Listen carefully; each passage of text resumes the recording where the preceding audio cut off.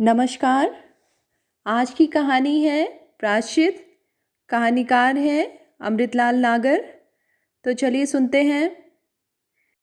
जीवन वाटिका का बसंत, विचारों का अंधड़, भूलों का पर्वत और ठोकरों का समूह है यौवन।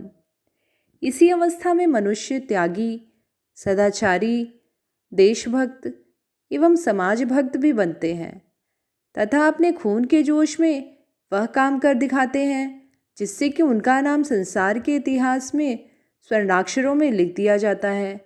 तथा इसी आयु में मनुष्य विलासी, लोलुपी और व्यभिचारी भी बन जाता है और इस प्रकार अपने जीवन को दो कौड़ी का बनाकर पतन के खड्ड में गिर जाता है और अंत में पछताता है, प्रायश्चित करता है। परंतु प्रत्यंचा से निकला हुआ बाण कभी वापस नहीं लौटता। खोई हुई सच्ची शांति फिर कहीं नहीं मिलती। मणिधर सुंदर युवक था। उसके पर्स में पैसा था और पास में था नवीन उमंगों से पूरित हृदय। वह भोला भाला सुशील युवक था। बेचारा सीधे मार्ग पर जा रहा था, यारों ने भटका दिया, दीन को पथहीन कर दिया। उसे नृत्यपति कोठों की सैर कराई, नई नई परियों की बाकी झांकी दिखाई।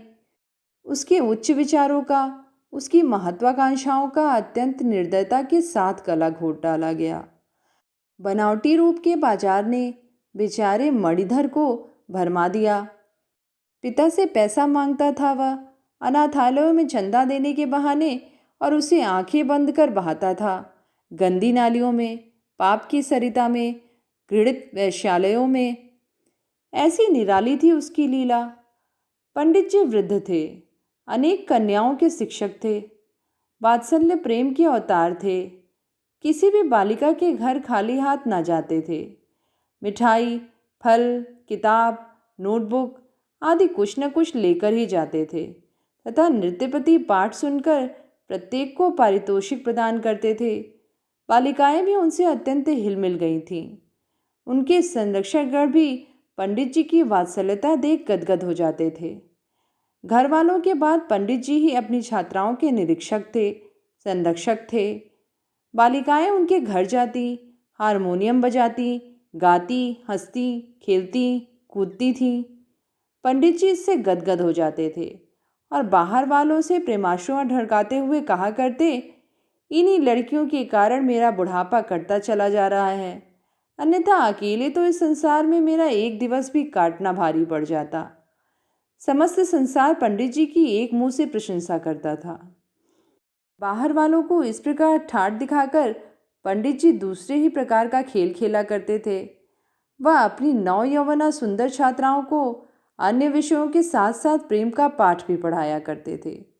परंतु वह प्रेम विशुद्ध प्रेम नहीं, परंतु प्रेम की आड़ में भोग लिप्सा की शिक्षा थी। सतित्व विक्रय का पाठ था। काम वासना का पाठ पढ़ाकर भोली भाली बालिकाओं का जीवन नष्ट कराकर दलाली खाने की चाल थी। टट्टी की आड़ में शिकार खेला जाता था। पंडित जी के आसपास यूनिवर्सिटी तथा कॉलेज के छात्र इस प्रकार भिनभिनाया करते थे जिस प्रकार के गुड़ के आसपास मक्खियाँ।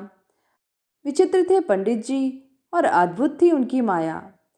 राय बहादुर डॉक्टर शंकरलाल अग्निहोत्री का स्थान समाज में बहुत ऊंचा था। सभा सोसाइटी के हाकिम हुक्काम में आदर की दृष्टि से देखे जाते थे वह। उनकी थी एक कन्या, मुक्ता। वह हजारों में एक थी, सुंदरता और सुशीलता दोनों में। दुर्भाग्यवश वृद्ध पंडित जी उसे पढ़ाने के लिए नियुक्त किए गए। भोली भाली बालिका अपने आदर्श को भूलने लगी।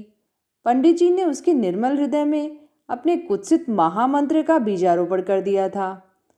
अन्य युवती छात्राओं की भांति मुक्ता भी पंडित जी के यहाँ हारमोनियम सीखने जाने लगी। पंडित जी मुक्ता के रूप लावण्य को किराए पर उठाने के लिए कोई मनचला पैसे वाला ढूंढने लगे। अंत में मणिधर को आपने अपना पात्र चुन लिया। नई नई कलियों की खोज में भटकने वाला मिलिंद इस अपूर्व कली को पाकर मद्यपान करने के लिए आकुलित हो उठा। इस अवसर पर पंडित जी की मुट्ठी गर्म हो गई। दूसरे ही दिन मणिधर को पंडित जी के यहाँ जाना पड़ा। वह संध्या अत्यंत ही रमणीक थी। मणि ने उसे बड़ी प्रतीक्षा करने के पश्चात पाया था। आज वह अत्यंत प्रसन्न था। आज उसे पंडित जी के यहाँ जाना था। लंबे लंबे पग रखता हुआ चला जा रहा था पंडित जी के पापालय की ओर। आज उसे रुपयों की बेदी पर वासना देवी को प्रसन्न करने के लिए बलि चढ़ानी थी। मुक्ता पंडित जी के यहाँ बैठी हारमोनियम पर उंगलियां नचा रही थी और पंडित जी उसे पुलकित नेत्रों से निहार रहे थे। वह बाजा बजाने में व्यस्त थी। सहसा मणिधर के आ जाने से हारमोनियम बंद हो गया। लजीली मुक्ता कुर्सी छोड़कर एक ओर खड़ी हो गई। पंडित जी ने कितना ही समझाया, बेटी इनसे लज्जा न कर, या तो अपने ही हैं, जा बजा बजा बजा। परंतु मुक्ता को अभी लज्जा ने न छोड़ा। वह अपने स्थान पर अविचल खड़ी थी।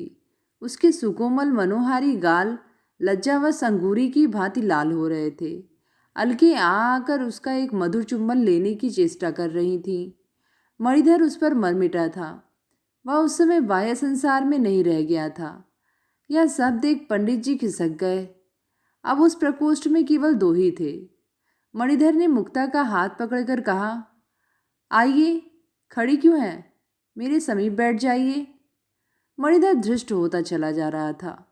मुक्ता झिझक रही थी, परंतु फिर भी मौन थी। मणिधर ने कहा, क्या पंडित जी ने इस प्रकार आतिथ्य सत्कार करना सिखलाया है कि घर पर कोई पाहुन आवे और घरवाला चुपचाप खड़ा रहे? शुभे, मेरे समीप बैठ जाइए। प्रेम की विद्युत कला दोनों के शरीर में प्रवेश कर चुकी थी। मुक्ता इस बार कुछ न बोली। वह मंत्रमुग्ध सी मणि के पीछे पीछे चली आई तथा उससे कुछ हटकर पलंग पर बैठ गई। आपका शुभ नाम? मणि ने जरा मुक्ता के निकट आते हुए कहा। मुक्ता, लजीली मुक्ता ने धीमे स्वर में कहा। बालों का प्रवाह बढ़ा। धीरे धीरे समस्त हिचक जाती रही और थोड़ी देर के पश्चात मुक्ता नीरस हो गई। उसकी आब उतर गई थी।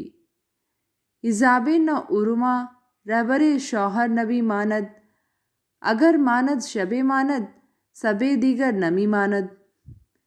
हिचक खुल गई थी। मणि और मुक्ता का प्रेम क्रमशः बढ़ने लगा था। मणि मिलिंद था। पुष्प पर उसका प्रेम तभी ठहर सकता है जब तक उसमें मद है, परंतु मुक्ता का प्रेम निर्मल और निष्कलंक था। वह पाप की सरिता को पवित्र प्रेम की गंगा समझकर बेरोक टोक बहती ही चली जा रही थी। अचानक ठोकर लगी। उसके नेत्र खुल गए। एक दिन उसने तथा समस्त संसार ने देखा कि वह गर्भ से थी। समाज में हलचल मच गई। शंकरलाल जी की नाक तो कट ही गई। वह किसी को मुंह दिखाने के योग्य न रह गए थे। ऐसा ही लोगों का विचार था। अस्तु जाति बिरादरी जुटी, पंच परमेश्वर आए। पंचायत का कार्य आरंभ हुआ। मुक्ता के बयान लिए गए। उसने आंसुओं के बीच सिसकियों के साथ साथ समाज के सामने संपूर्ण घटना आद्योपांत सुना डाली। पंडित जी का उसके भोले भाले स्वच्छ हृदय में काम वासना का बीजारोपण करना, तत्पश्चात उसका मणिधर से परिचय कराना आदि समस्त घटना उसने सुना डाली। पंडित जी ने गिड़गिड़ाते अपनी सफाई पेश की तथा मुक्ता से अपनी वृद्धावस्था पर तरस खाने की प्रार्थना की, परंतु मणिधर शांत भाव से बैठा रहा। पंचों ने सलाह दी। बूढ़ों ने हाँ में हाँ मिला दिया। सरपंच महोदय ने अपना निर्णय सुना डाला। सारा दोष मुक्ता के माथे मढ़ा गया। वह जातिच्युत कर दी गई। राय बहादुर के पिता की भी यही राय थी जो पंचों की थी। मणिधर और पंडित जी को सच्चरित्रता का सर्टिफिकेट दे निर्दोषी करार दिया गया। केवल अबला मुक्ता ही दुख की धधकती हुई अग्नि में झुलसने के लिए छोड़ दी गई। अंत में अत्यंत कातर भाव से निस्सहाय मुक्ता ने सरपंच की दुहाई दी। उनके चरणों में गिर पड़ी। सरपंच घबराए। हाय, भ्रष्टा ने उन्हें स्पर्श कर लिया था। क्रोधित हो उन्होंने इस गर्भिणी निस्सहाय आश्रयहीना युवती को धक्के मारकर निकाल देने की अनुमति दे दी। उनकी आज्ञा का पालन करने के लिए हिंदू समाज को वास्तव में पतन के खड्ग में गिराने वाले नर राक्षस खुशामदी टट्टू की बावर्ची भिस्ती खर की कहावत को चरितार्थ करने वाले इस कलंक के सच्चे अपराधी पंडित जी तत्क्षण उठे। उसे धक्का मारकर निकालने ही वाले थे। अचानक आवाज आई, ठहरो, अन्याय की सीमा भी परिमित होती है। तुम लोगों ने उसका भी उल्लंघन कर डाला है। लोगों ने नेत्र घुमाकर देखा तो मणिधर उत्तेजित हो निश्चल भाव से खड़ा कह रहा था, हिंदू समाज अंधा है, अत्याचारी है एवं उसके सर्वा अर्थात हमारी माननीय पंचगढ़ अनपढ़ हैं, गंवार हैं और मूर्ख हैं, जिन्हें खरे एवं खोटे, सत्य और असत्य की परख नहीं, वह क्या तो न्याय कर सकते हैं और क्या जाति उपकार। इसका वास्तविक अपराधी तो मैं हूँ। इसका दंड तो मुझे भोगना चाहिए। इस सुशीला बाला का सतीत्व तो मैंने नष्ट किया है और मुझसे भी अधिक नीच है यह बगुला भगत बना हुआ नीच पंडित। इस दुराचारी ने अपने स्वार्थ के लिए नामालूम कितनी बालिकाओं का जीवन नष्ट कराया है, उन्हें पथभ्रष्ट कर दिया है। जिस आदरणीय दृष्टि से इस नीच को समाज में देखा जाता है, वास्तव में यह नीच उसके योग्य नहीं, वरन यह नर पशु है, लोलुपी है, लंपट है, सिंह की खाल ओढ़े हुए तुच्छ गीदड़ है, रंगा सियार है। सब लोग मणिधर की ओजस्वी मुखमंडल को निहार रहे थे। मणिधर अब मुक्ता को संबोधित कर कहने लगा, मैंने भी पाप किया है। समाज द्वारा दंडित होने का वास्तविक अधिकारी मैं हूँ। मैं भी समाज एवं लक्ष्मी का परित्याग कर तुम्हारे साथ चलूँगा। तुम्हें सर्वदा अपनी धर्मपत्नी मानता हुआ अपने इस घोर पाप का प्रायश्चित करूँगा। भद्रे, चलो, अब इस अन्यायी एवं नीच समाज में एक क्षण भी रहना मुझे पसंद नहीं। चलो। मणिधर मुक्ता का कर पकड़कर एक ओर चल दिया और जनता जादूगर के अचरज भरे तमाशे की नाई इस दृश्य को देखती रह गई। तो ये थी अमृतलाल नागर जी की कहानी प्रायश्चित। कहानी आप सबको कैसी लगी नीचे कमेंट में लिख के ज़रूर बताइएगा। आगे भी ऐसी कहानियाँ सुनते रहने के लिए चैनल को सब्सक्राइब, लाइक और शेयर करिएगा। धन्यवाद।